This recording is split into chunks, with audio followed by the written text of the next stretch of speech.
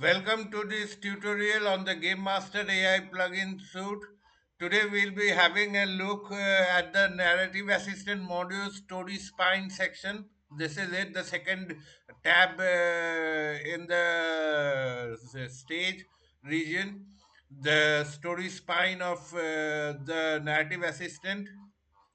So we have say we go with the earlier settings that we had provided: title, genre, setting, audience, tone, whatever you call it, and then we have saved the game brief we created earlier. So let us now click on generate spine, generate story spine. Let's see what happens.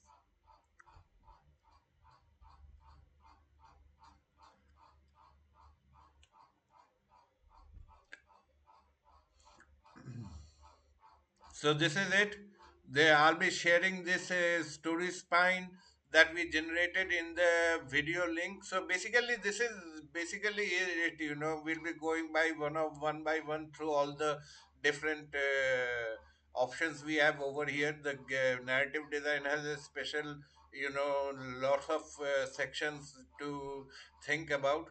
But basically, this is it. Thank you for being here.